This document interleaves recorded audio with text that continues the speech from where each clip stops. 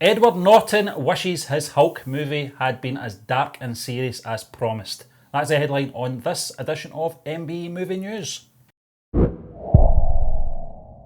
Yes, Stephen, this one's coming in from Vanity Fair, as you rightly says. Edward Norton has been speaking at length about his, I don't want to say failed venture in the MCU, because I've said previously I really enjoyed that Hulk movie, the Incredible Hulk that is, but he's been speaking about it, and he's been speaking about the potential direction things could have taken if things had went very differently. It's all speculative today, because obviously they didn't go very differently. We got in Mark Ruffalo, but I digress. We're not speaking about Mark today, we're speaking about Edward. And he said, and I quote, it's a very long one, "What Chris Nolan had done with Batman was going down a path I aligned with. Long, dark and serious. If there was ever a thing that I thought had that in it, it was the Hulk. It's literally the Promethean myth.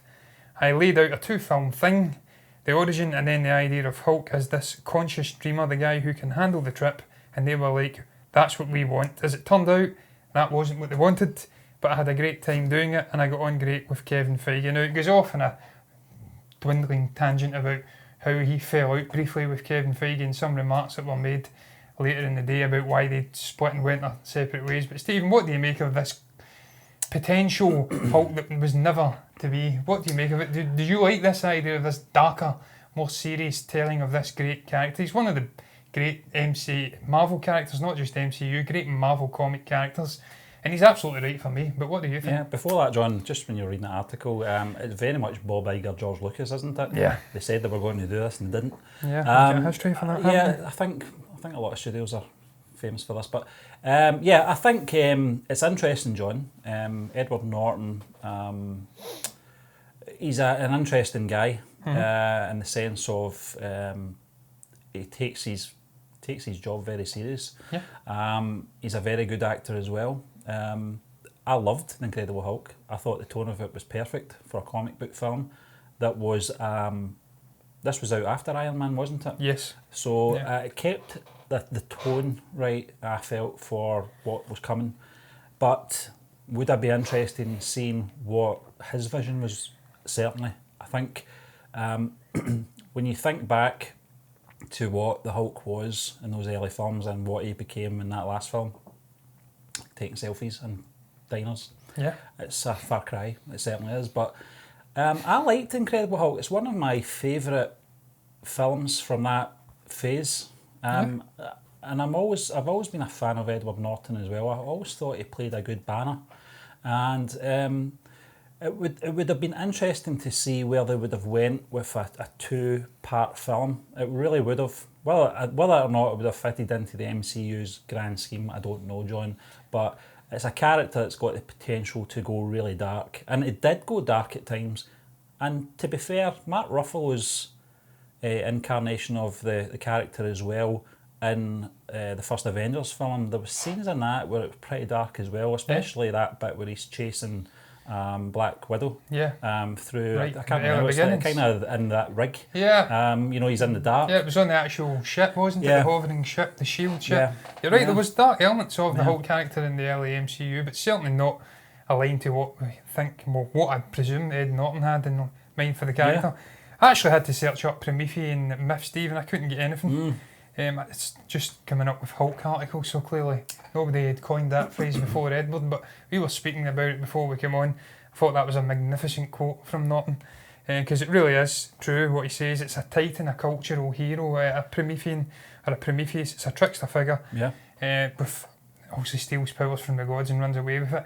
That's essentially what's happening with the Incredible Hulk. He gets gifted this incredible power. He can't really keep it within, though. He can't harness it. It turns into an absolute brute. And I've always loved that character, Stephen, because of what it is. These two contrasting personalities. I've spoke about it before when I've spoke about Batman and whatnot. That's something that always attracts me to a character. When you have this sort of a personality, on one side, and then you've got the other side, maybe going out at night and frequenting things and doing things. It's one of the things I've always liked about the Incredible Hulk, John, is the spontaneous of the character appearing, and he's got no control over it. And it's such a contrast to Bruce Banner. He's an incredibly intellectual figure. I can't help but thinking of the Incredible Hulk now handing out tackles, but that's not the fault of the character, and also there's only so much and so many times you can do the whole rage thing with the character, especially if he's supposed to be part of a team as well. It just wouldn't work. He'd be such an outcast that they would distance themselves from the character. But when the studio have got such a, pardon the pun, an incredible character like him, you don't want to not use him. So you've got to make compromises, you've got to make him evolve. And I get that. It's just, that's the way I've always liked him. From the Bill Bixby television series, that was how it was always portrayed. He's an incredibly powerful character. Yeah. And you're right, Stephen, to a large extent, in the later stages of the MCU, they neutered that character. It was a lot of criticism over the handling of Captain America with the Russos and whatnot, how they didn't get him. I don't know if it was the Russos, but it may have been Josh Whedon or whatever, how he didn't get it. And there was this contrast between these standalone Captain America movies and then what we've seen in the Avengers. Certainly you could make that argument for the Hulk as well. They just didn't seem to get it. Although, having said that, I liked what they did at the end with the three overarching sort of independent stories of the Hulk, overarching over also Ragnarok, Infinity War, then Endgame. The way they did that, it says we're going to try and flesh out a kind of backstory for the Ruffalo character, and they did it to a degree because he was mostly Banner, then he was mostly Hulk, then he was just a combination of the two with the smart Hulk. But I'm getting off on a tangent. I would have loved to have seen this darker turn of the character. I think it's the one thing it's probably missing from the MCU, just this variation in tone. It's all very samey, it's all very light and airy. We were speaking about it yesterday with the Scorsese thing, and that's maybe one criticism you could label at the MCU. It is very monotonous with its tone and its comedy. They've certainly created almost a genre within a genre, Stephen, though. They've almost crafted this unique tone. So much so, when you see it popping up in a movie like The Last Jedi, you immediately think, no, that's MCU tone. So they've almost cornerstoned that sort of intangible feel. So, but in a way, I'd like to have seen more darker stories within this MCU, and it's just a shame Norton didn't get to carry on because he was very, very good as a character. I mean, there was obviously there's stories that go about the breakdown of the relationship. I do notice in the article Johnny does pay a compliment to Kevin Feige, and he did enjoy working on the film as well. It's good to see that he's got positive messages about his experience in the MCU as well, because it was littered with negativity for such a long time, but obviously time's a great healer. There was obviously friction there, and especially money. Well, apart from that, John, I think creatively as well, which alluded to in that article, that he did have an idea. It was promised that was the road they were going down. They didn't go down that road. He's left disappointed and probably a bit bitter about it. But as I said, it's 12 years ago. It's certainly it's nice to see Edward Norton actually talking positively about the film. And it's nice to see a man of principle, Stephen. He doesn't align with what the studio have in mind for the character, so he walked away, and that's something that's honourable in today's society. But he could have made probably millions of dollars in the end through that character if he'd stayed on board. But he wanted to do something very different with it. Wasn't aligning, and he buggered off. I think he likes to commit himself to long-term sort of franchises. I think that was the rumours at the time. That's why he didn't actually continue on. He wasn't interested in multi-film deals like the rest of the OG Avengers. So he buggered off, and that's absolutely fine. As they do say in the article as well, finally, there was issues with money at the beginning, outside of perhaps Downey Jr. and the big stars who came on. They weren't really paying great. I think that's why you've seen the original War Machine. I can't recall who played him. It would be fair to say, John, at that point that Edward Norton was a bigger star than Robert Downey Jr. He was, I might be wrong, but that's just my opinion. I think it's probably because it was Favreau and they were good friends, and then he's brought him on. It was such a success. It kick-started it. He was probably outlined from the very beginning to be this pinnacle of the MCU. So they paid him the moolah, essentially. And Norton was given the dregs, and he walked away. Look, we've still got that Incredible Hulk movie anyway, and it's there. It's a good film. Forevermore, and I actually enjoyed it, despite some of the criticism it gets. But look, that's life. All art is subjective. One man's trash is another man's treasure. But Stephen, shall move on that note to a very fantastic. Yes, it's kind of integrated really, because one man's trash is another man's treasure. For that world, there is some people out there, I don't know them, who think it's a great movie. Christopher Eccleston mentions him in this article. I don't know who these people are, but most people think it's shite. Christopher Eccleston obviously played, I think it was Malekith, who was the naughty elf. Well, it's funny you should say that. I shouldn't have known either.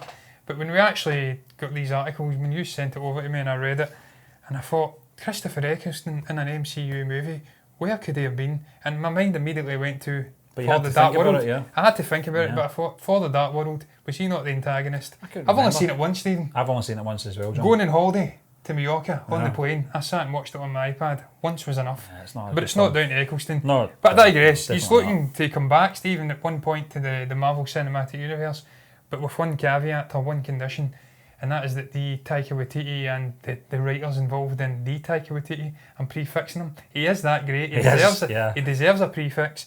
But on the one condition that Taika Waititi and the team of writers who were involved in Thor Ragnarok would be involved in the movie. He Yeah. would come back for that, but nothing else. Eric Pearson, Craig Kyle, and Christopher L. Yost. Those are the John, ones, yes. was the writers. But I did laugh at the fact that he didn't realise he was going to be in full makeup and it would take hours. They didn't tell him that up front, which kind of suggests to me that Christopher Eccleston didn't actually know anything about the character he was playing then, if he didn't know he was going to be getting done in prosthetics, etc. That's probably why I don't remember or recognise him. Shouldn't complain, because he's got better hair, Yeah. that character, than what Christopher Eccleston has. I can slag Christopher, because I have the same hair, and I will show it off and then quickly cover it back up again.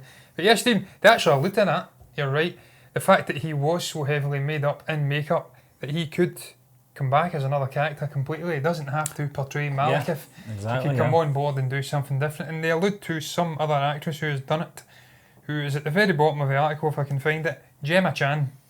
And I don't know who Gemma Chan is. It may be a half a name, but she's apparently came back and starred. I think she's starring in The Eternals, in actual fact, and she played a brief role somewhere else. Okay, yeah. We spoke about something like that. I think there's 3 characters coming back, or actors.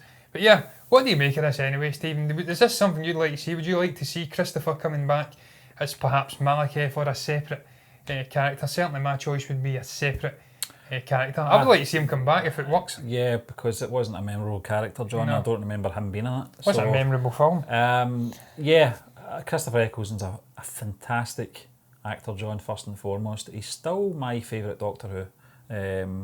From the reboot back in 2005 or whenever it was, he did that first series, and I think I've seen him in so many films since then and before that John as well. Lennon one springs to mind. Yeah, he was a very Magnificent. tall John Yeah. Lennon in that, but he's just a great actor. But away from that, he's a very, I don't want to say peculiar man, but he's very set in his way. He didn't want to come back for that 50th anniversary for Doctor Who, which would have been pretty epic if he was in it in some capacity. He has said since then it was probably for the best he wasn't in it. I don't understand why, because... You're right, Steve, because he rebooted the new generation of Doctor Who. He should have been He there. should have been there, and I think that was I think he missed a trick there with that one, but overall, he's a fantastic actor, John, and just to answer your question, yes, I would like to see him back in another film in the MCU because he's a great actor. Yes, Stephen, you're right, yes, peculiar. I watched him rant just incessantly about the litter in a park in a brief little video. I think he put it up on some social media platform, can't recall the exact one, just ranting off, mental.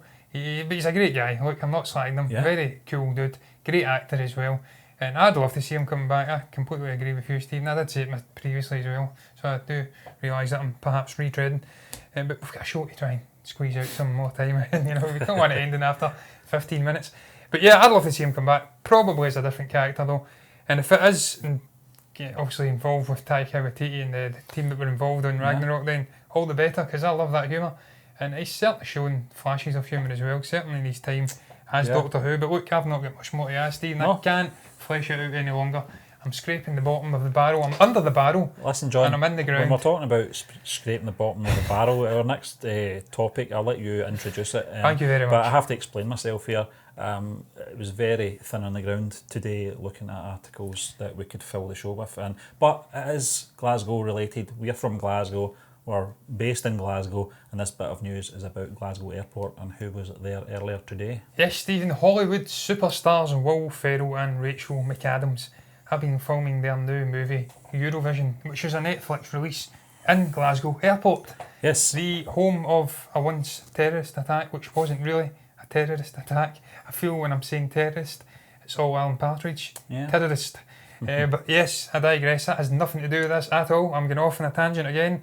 Will Ferrell, Stephen, first and foremost, I have to get it off my chest immediately. Jesus Christ, that wig. Good Lord, it's like Stephen Amell from Arrow, Oliver Queen, when he was in that island, on that island. 5 years, For was it? 5 years, I think it was 3. He had very light stubble, but Yeah. a terrible wig. This one's better, but it's very odd seeing Will Ferrell with long hair. Yeah, he looks like the guy from The Darkness, the lead singer. Yeah, he But- looks like the drummer from the Red Hot Chili He Peppers, does. more and more Yeah, each day. yeah. A lot of people say he does Weird. look like him. I think they actually had a drum off, didn't they, on Fallon or something? Yes, I can't they remember. did. Or Kimmel. I can't remember It was what one it Fallon, was. I It's think. good to see Rachel McAdams as well Yeah. there as well, John. This is for obviously the film Eurovision. That's going to be, I think it's an upcoming Netflix title. It is. And I know, I knew they were coming to Edinburgh to do a lot of filming. I think it's those same locations that they used in Infinity War. There's parts of the old They town were at which the are train very, station, weren't they? yeah, they're very scenic. You know, They they're were. good. They're good. Obviously, their location.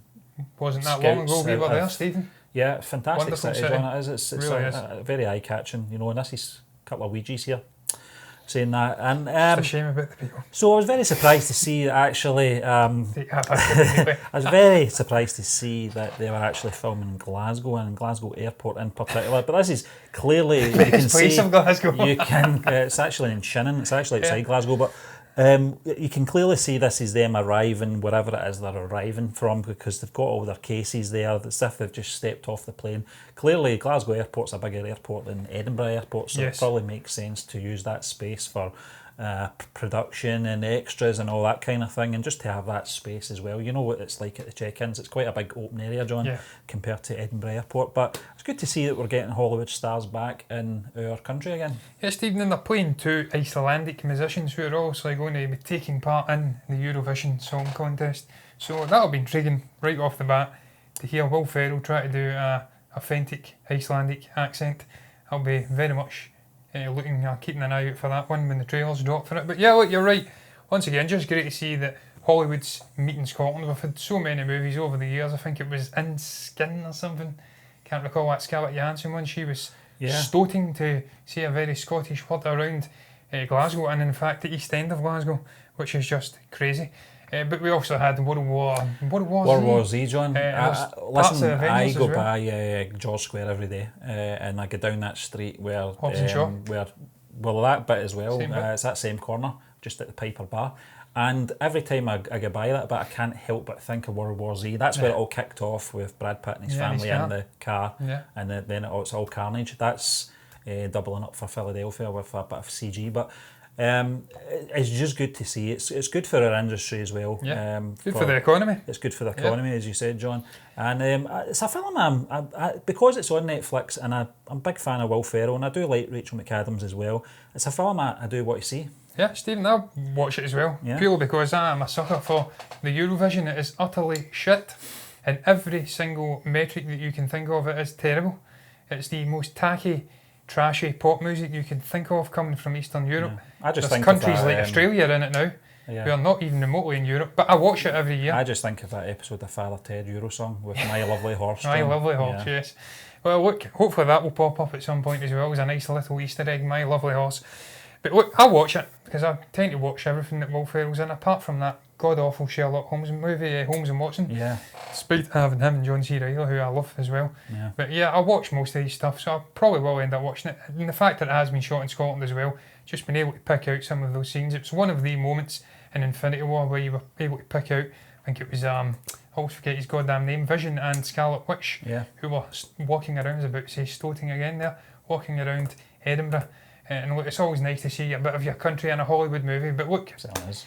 I've not got much more to add, Stephen. It's a very, very short show. We have scraped the bottom of the barrel. The barrel is bleeding and screaming for mercy. We are And back we will tomorrow. end the show on that note. We will be back tomorrow, Stephen. But look, if you guys have got anything to say about any of the topics we spoke about, comment below and let us know what your thoughts were in that comment section. Like the video if you've enjoyed it. Subscribe to the channel if you're enjoying the content. Me and Stephen will be back tomorrow for another episode of MBE Movie News and the Bog Rundown as well.